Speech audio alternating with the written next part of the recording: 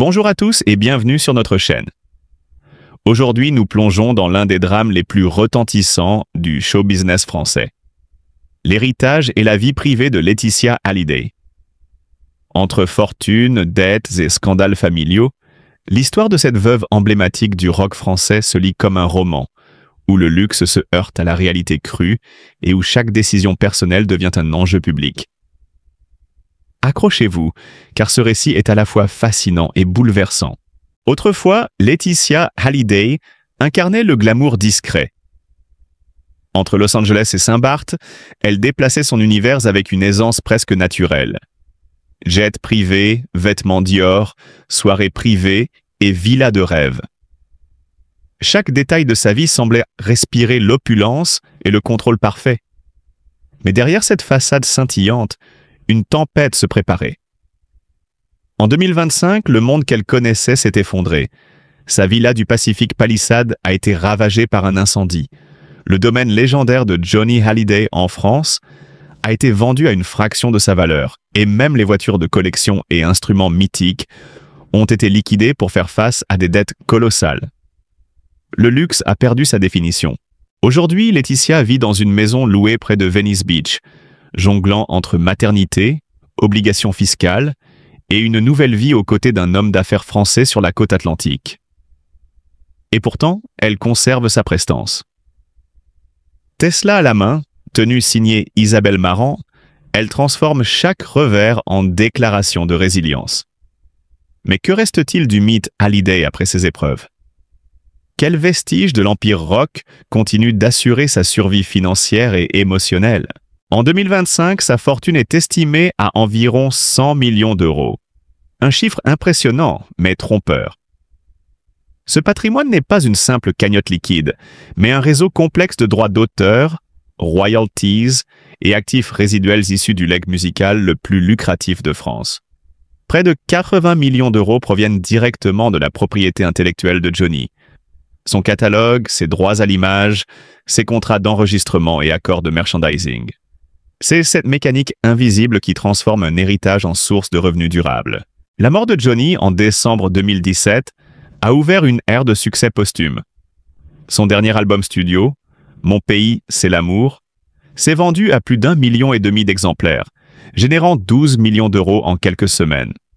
Chaque réédition, documentaire ou concert live continuait d'alimenter le trésor familial, garantissant à sa voix une immortalité économique. Mais derrière cette manne, les conflits ont éclaté. En 2018, un testament rédigé en Californie a bouleversé la France entière. Johnny léguait l'intégralité de sa fortune à Laetitia et à leurs 2 filles adoptives, Jade et Joy, écartant ses enfants biologiques, Laura Smith et David Hallyday. Ce que la presse a surnommé le testament de la discorde a déclenché l'une des batailles d'héritage les plus médiatisées de l'histoire moderne. Pendant 2 ans, les avocats ont bataillé entre Paris et Los Angeles, chaque audience scrutée par les tabloïds, chaque larme est sous-entendue commentée, transformant le drame familial en spectacle public. Pourtant, les royalties continuaient de tomber. En 2018, Laetitia percevait déjà 4,4 millions d'euros de droits, grâce à Warner Music France, Universal et Sony Music. Entre 2019 et 2021, les albums posthumes et coffrets commémoratifs maintiennent la marque Hallyday au sommet et les plateformes de streaming génèrent un revenu annuel de 3 à 4 millions d'euros. Mais l'argent se retrouve enlisé dans des audits et litiges territoriaux entre la succession française et le trust américain, compliquant chaque décision. Naviguer entre juridictions, négocier impôts et procédures successorales est devenu un véritable marathon. Ce n'est qu'en 2022, après des mois de démarches judiciaires et de médiation financière, que Laetitia a pu consolider légalement le contrôle de l'ensemble. David Hallyday a renoncé publiquement à toute réclamation, tandis que Laura Smith a accepté un accord unique de 2,5 millions d'euros, incluant quelques souvenirs personnels de Johnny. Mais derrière ces règlements, les dettes fiscales colossales demeuraient. Environ 30 millions d'euros répartis entre France et États-Unis. Un héritage financier aussi lourd que les millions en droits d'auteur. Pour faire face, Laetitia a dû liquider les symboles de l'empire Hallyday. Villas, voitures de collection, guitares et souvenirs. La vente de la villa Pacific Palisades et du manoir de Marnès-la-Coquette, où Johnny a rendu son dernier souffle, a représenté des pertes financières et émotionnelles considérables. Chaque transaction, scrutée par les médias, suscitait débats et critiques. Profanation pour certains, acte de survie pour d'autres. Son train de vie personnel a été drastiquement réduit, passant de jets privés et dîners étoilés à une vie plus modeste et calculée. Et puis est survenu le drame final. Le 9 janvier, un incendie a ravagé sa villa récemment achetée à Los Angeles, symbole de reconstruction après des années de deuil et de procès. Le feu a tout consumé, laissant derrière lui cendres et souvenirs. Dans un message poignant, Laetitia a écrit « C'est comme perdre une partie de mon âme. Il ne reste que des cendres et des souvenirs. » Cette perte dépasse la valeur matérielle. Elle marque la fragilité d'un monde où l'argent ne protège ni du deuil, ni des catastrophes. Ce récit, mêlant gloire, scandale, héritage litigieux et tragédie, illustre une vérité universelle. Même les plus grands empires de luxe et de pouvoir peuvent capable vaciller. Laetitia Hallyday, malgré les dettes, les procès et les incendies, continue de marcher avec dignité, transformant chaque revers en force.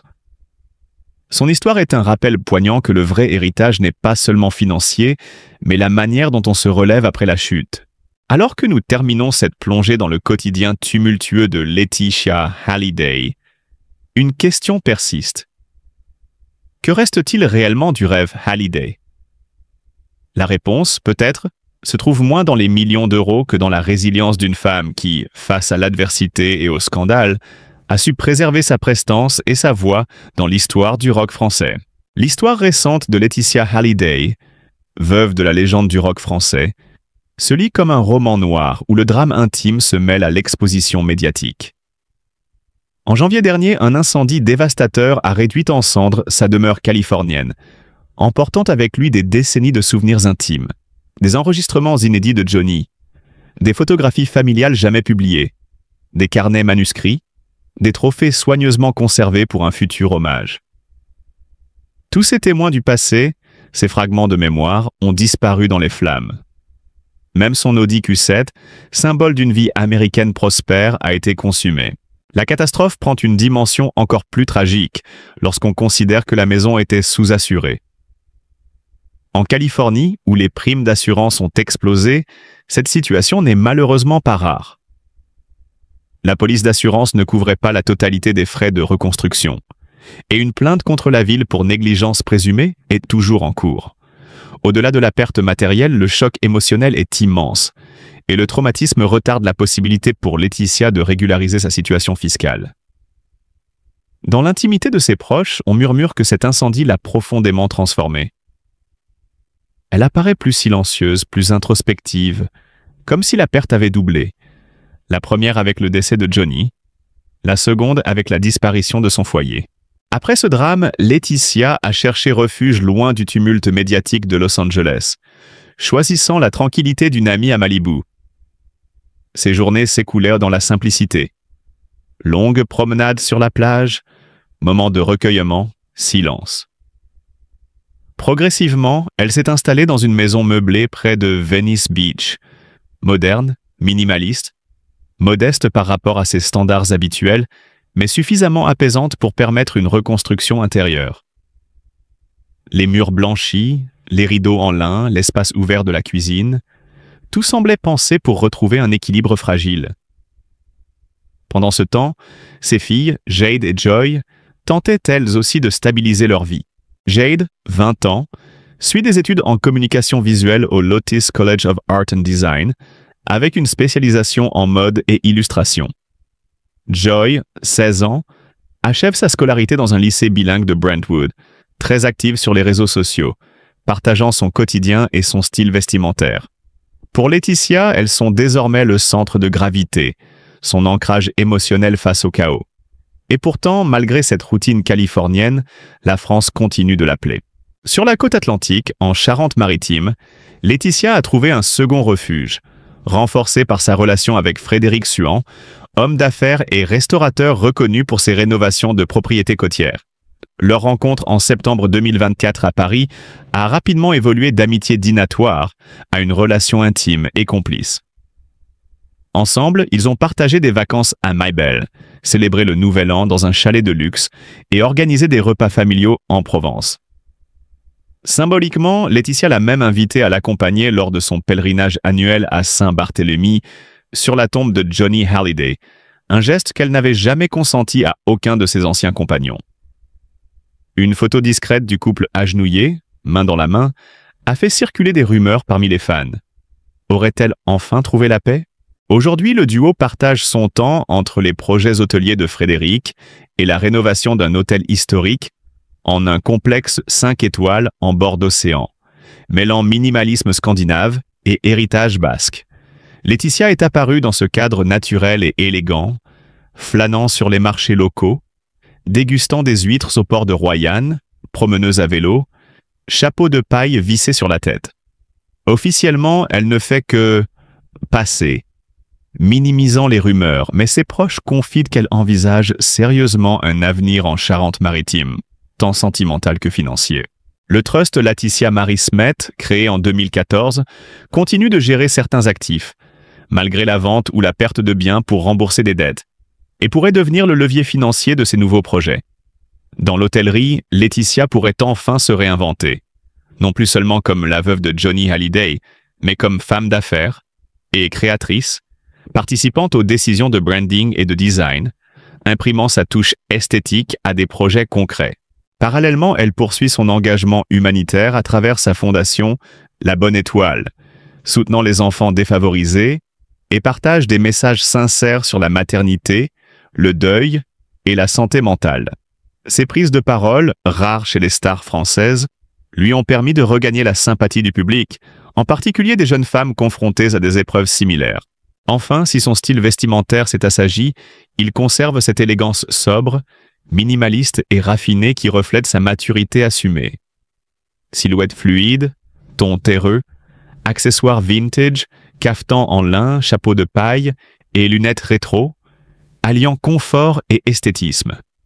À Paris comme à Saint-Barthélemy, elle fréquente les lieux discrets et prestigieux, participative dans l'ombre aux créations de collections capsules, consolidant son image non seulement de célébrité, mais d'une femme qui agit, qui décide, qui reconstruit avec grâce. Dans ce parcours marqué par la perte et la reconstruction, Laetitia Hallyday apparaît aujourd'hui comme un exemple de résilience.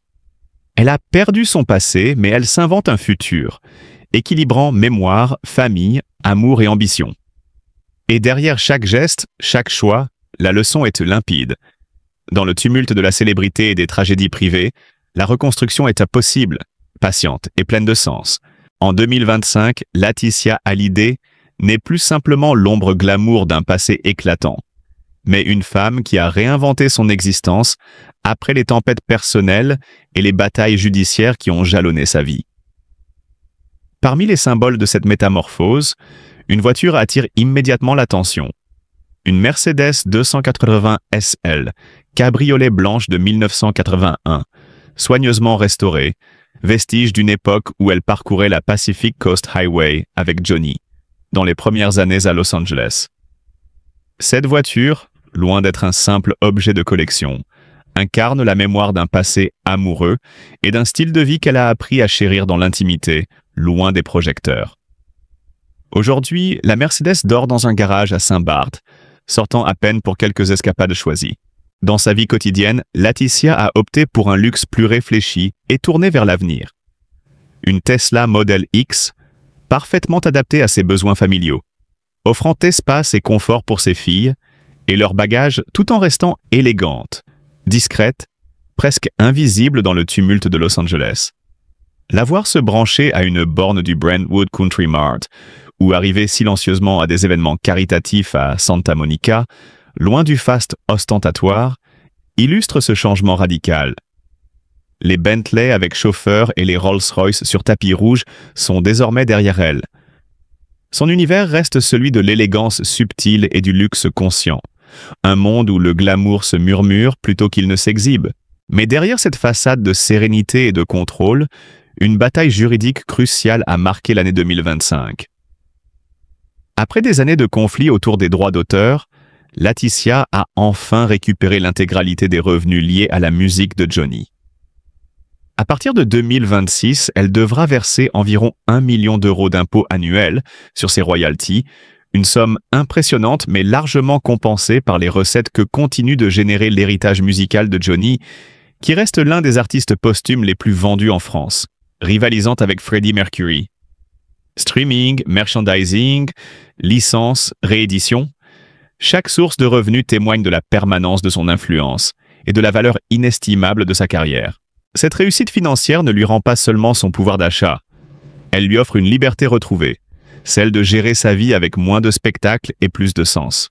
Laetitia règle désormais ses factures avec des instruments de musique vintage et des publications sur Instagram, empreintes de sincérité et d'émotion. La veuve publique que l'on connaît se révèle en privé, avant tout, mère dévouée. Jade et Joy, ses filles, constituent à tout le pilier central de son existence. « Elles m'ont sauvé », confie-t-elle. « Elles m'ont donné une raison de me lever et de continuer à me battre. » Ces mots résonnent comme une vérité intime, loin des clichés médiatiques. À travers les réseaux sociaux et les interviews, Laetitia met en lumière ses filles, qu'elles soient en train de danser à Coachella ou d'étudier en Californie, mais toujours avec l'élégance et la discrétion héritées de leur mère. Elles grandissent sous l'œil attentif du public, mais tracent désormais leur propre voie, détachée des ombres du passé. Cette indépendance de ses enfants est, pour Laetitia, un indicateur de succès bien plus profond que toute réussite matérielle. La vie de Laetitia Hallyday en 2025 n'est plus une succession d'excès et de tapis rouges. Elle a vendu ses demeures, surmonté les procès, affronté la ruine et la douleur, mais elle en est sortie transformée. Ce qui subsiste, c'est une femme qui a appris à vivre avec moins, sans jamais abandonner son élégance ni sa force intérieure. Ses choix reflètent une résilience silencieuse. Chaque geste, chaque objet, chaque décision quotidienne témoigne d'une maîtrise nouvelle de sa destinée. Alors que certains pourraient avoir en elle l'écho d'une légende qui s'efface, la vérité c'est plus subtile et inspirante. Laetitia Hallyday représente le portrait d'une battante qui se réinvente sans renier son passé. Son univers, fait de souvenirs précieux, d'engagements familiaux et de luxe réfléchi, fascine parce qu'il est à la fois intime et public, personnel et symbolique. Elle n'a peut-être plus besoin de briller sous les flashs des photographes, mais sa présence continue de captiver par la force de son histoire et la profondeur de son humanité. En fin de compte, Laetitia Hallyday nous rappelle qu'au cœur du tumulte médiatique, derrière chaque scandale ou chaque épreuve, il existe des récits de survie et de transformation. Et c'est précisément cette dualité, entre veuve publique et mère dévouée, héritière de légendes et femme moderne, qui maintient son histoire vivante, captivante, et digne d'être suivie jusqu'au dernier mot. Qui peut dire alors si 2025 marque le dernier chapitre de cette légende, ou le début d'une nouvelle ère pour Laetitia? Une chose est certaine, son récit ne se lit pas seulement dans les journaux, il se vit, se respire, et continue de fasciner ceux qui osent plonger dans la complexité de sa vie.